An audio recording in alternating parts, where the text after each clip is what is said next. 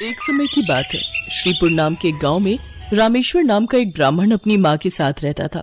वो दिन रात भगवान शिव की भक्ति किया करता था। शिव नाम का जाप सदैव उसके मुख पर रहता था। ओम नमः शिवाय, ओम नमः शिवाय, ओम नमः शिवाय। रामेश्वर बेटा, आज भी तूने मुझे नहीं उठाया, खुद ही उठकर घर के सारे काम कर लिए, खीर भी भोग लगा दी तूने तो। हाँ माँ, मैंने सोचा फटाफट से काम करके खीर बना लेता हूँ। शिवजी भी खीर के इंतजार में बैठे होंगे। ये लो, भोग की खीर खाकर बताओ कैसी बनी है। रामेश्वर बेटा, इस खीर को तू बचपन से शिवजी को खिलाता आ रहा है। जब तेरे बापू जिंदा थे तब वो प्रसाद की खीर खिलाते थे और उनके जाने के बाद तूने ये नियम बना लिया। तेरी खीर बहुत ही स्वादिष्ट बनती है बेटे, और मुझे पता है भगवान शिव भी तेरे हाथों की खीर खाने के इंतजार में रहते होंगे। तभी तो मैं सुबह जल्दी उठकर सबसे पहले खीर ही बनाता हूँ ताकि भगवान शिव को भोग लगा सकूं। रामेश्वर का नियम था रोजाना सुबह जल्दी उठकर घर के सारे काम निपटाना और फिर भगवान शिव के भोग के लिए खीर का प्रसाद बनाना। ये कार्य पहले उसके पिता करते थे और पिता के जाने के बाद शिव जी की सेवा और खीर भोग की पूरी जिम्मेदारी रामेश्वर ने उठा ली। रामेश्वर को विश्वास था कि भगवान शिव उसके द्वारा खिलाई गई खीर को रोजाना ही खाते हैं। इसी विश्वास पर वो रोजाना खीर का भोग लगाता था और अपने भक्त के द्वारा भोग लगाई गई खीर को कैलाश पर्वत पर विराजमान भगवान शिव बहुत चाव से खाते थे। स्वामी, क्या बात है, आपको तो आनंद ही आनंद है। आपके भक्त आपको प्रेम से इतने स्वादिष्ट व्यंजन खिलाते हैं और आपका भक्त रामेश्वर तो नियम के अनुसार आपको खीर का भोग लगाता है। लाइए, थोड़ी सी खीर मुझे भी दे दीजिए। रामेश्वर के हाथों की खीर बहुत ही स्वादिष्ट होती है। हाँ देवी पार्वती, रामेश्वर इतनी स्वादिष्ट खीर का भोग लगाता है कि मन प्रसन्न हो जाता है। तभी नंदी और समस्त शिवगण वहाँ जाते हैं। महादेव, ये लीजिए, हम भांग और धतूरा ले आए हैं। नंदी, अभी तो हम स्वादिष्ट खीर का आनंद ले रहे हैं। ऐसा करो, भांग और धतूरे को वहाँ छोटे पर्वत पर रख दो, हम कुछ समय के बाद उसे ग्रहण करेंगे।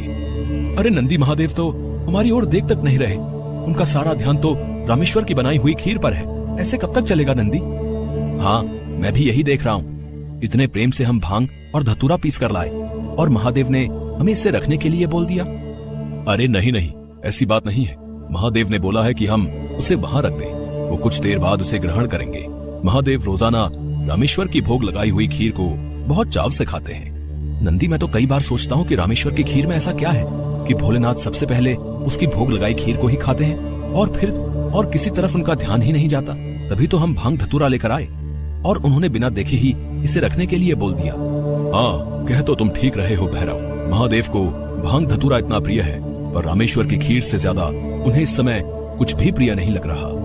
तो क्या किया जाए नंदी कि महादेव का ध्यान अपने भक्त रामेश्वर से हटकर हमारी ओर आ जाए? एक रास्ता है। नंदी ने सभी गणों के कान में कुछ कहा। उसके पश्चात सभी गण पृथ्वी लोक पर आ गए और सबने ब्राह्मण रूप ले लिया और सब लोग रामेश्वर के पास पहुँचे। रामेश्वर शिव जी को खीर का भोग लगाने के लिए बाजार से सामान खरीद रहा था। ब्राह्मण वेश में नंदी ने रामेश्वर से कहा, रामेश्वर, तुम हमें नहीं जानते पर हम तुम्हें बहुत अच्छे से जानते हैं। तुम भगवान शिव के भक्त हो और रोजाना उन्हें खीर का भोग लगाते हो। हाँ ब्राह्मण देव, आप तो सब कुछ जानते हैं। हाँ रामेश्वर, हम सब जानते हैं, इसीलिए तो हम तुम्हारे पास आए हैं। हमें पता है कि तुम महादेव के परम भक्त हो, पर तुम्हें पता है महादेव अब रोजाना खीर खाकर ऊब गए हैं, इसलिए अब तुम कुछ दिनों के लिए खीर का भोग रोक दो। तुम एक काम क्यों नहीं करते? तुम महादेव को सप्ताह में एक दिन खीर का भोग लगाया करो, जिससे महादेव को और अधिक स्वाद आएगा। अब महादेव को इतने सारे भक्त पूजते हैं, महादेव भी तो इतने सारे भक्तों के द्वारा दिए भोग को ग्रहण करते हैं, उनका पेट बहुत भर जाता है। अगर तुम उनको सप्ताह में एक दिन खीर का भोग लगाओगे तो उन्हें तुम्हारी खीर का इंतजार रहेगा और वो और अधिक आनंद से खीर खाएंगे। क्यों, हम सही कह रहे हैं ना? ये तो आप ठीक कह रहे हैं ब्राह्मण देव, इस विषय में तो मैंने कभी सोचा ही नहीं। अब मैं एक काम करता हूँ, मैं सप्ताह में एक दिन ही भगवान को खीर का भोग लगाया करूंगा ताकि वो और भी भक्तों का प्रसाद ग्रहण कर सकें और फिर उन्हें मेरी खीर का बेसब्री से इंतजार रहे। भोला भाला रामेश्वर शिवगणों की बातों में आ गया। शिवगण खुशी खुशी कैलाश वापस लौट आए। अब शिव जी रोजाना रामेश्वर की खीर का इंतजार करने लगे कि कब रामेश्वर उन्हें भोग लगाए और कब वो खीर का भोग खाए। पर कुछ दिनों तक रामेश्वर ने खीर का भोग बनाया ही नहीं, तो शिव जी को खीर कहाँ से मिलती? अब सप्ताह में एक दिन रामेश्वर ने खीर का भोग लगा दिया तो शिव जी ने खीर खा ली। फिर उसके बाद कुछ दिन और खीर नहीं मिली तो भगवान शिव सोच में पड़ गए। उन्होंने अपने नेत्र बंद किए और उन्हें सारी सच्चाई पता लग गई और भगवान शिव को गुस्सा आ गया। शिव जी को गुस्से में आया देख सभी गण उनके समक्ष हाथ जोड़कर खड़े हो गए। नंदी, श्रृंगी, वीरभद्र, भैरव, तुम सभी गण जानते भी हो कि तुमने क्या किया है। मेरे भक्त रामेश्वर के द्वारा भोग में अर्पित की गई खीर मुझे कितनी प्रिय है और तुमने उसे खीर का भोग रोजाना लगाने के लिए मना कर दिया। महादेव, हमें क्षमा कर दीजिए, हमसे भूल हो गई। महादेव, जब हम आपको खीर खाता हुआ देखते थे तो हम यही सोचते थे कि आप हमारी ओर ध्यान नहीं दे रहे हैं। अच्छा, तो ये कारण है। पर तुम सब ये नहीं जानते कि मेरा प्रेम अपने सभी भक्तों पर एक समान है। मैं भला तुम्हें कैसे भूल सकता हूँ? तुम तो मेरे हृदय में वास करते हो। तुम सब तो मेरी ही शक्तियों द्वारा उत्पन्न हुए हो।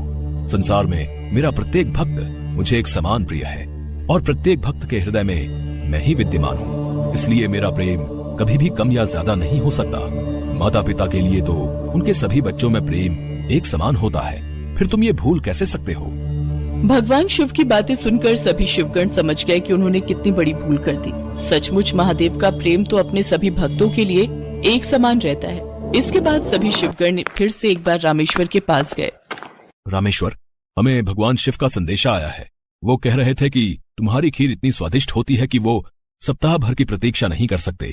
सप्ताह में एक दिन भोग से उनका मन ही नहीं भरता। इसलिए उनकी आज्ञा है कि तुम रोजाना ही उन्हें खीर का भोग लगाया करो। आप सच कह रहे हैं ब्राह्मण देव? भगवान शंकर को मेरे हाथों की बनी खीर इतनी प्रिय है? ठीक है, फिर मैं रोजाना उन्हें खीर का भोग लगाऊंगा।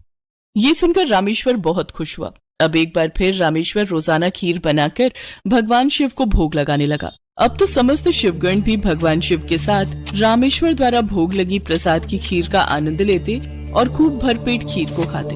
भगवान शिव और देवी पार्वती दोनों सभी गणों को इस प्रकार खीर खाता देख मंद मंद मुस्कुराने लगे। भगवान शिव ने अपने परम भक्त रामेश्वर को सभी सुख सुविधाओं से पूर्ण रखा। उसके जीवन में कभी भी कोई कठिनाई नहीं आई। रामेश्वर का विवाह एक बहुत ही सुशील कन्या के साथ हुआ।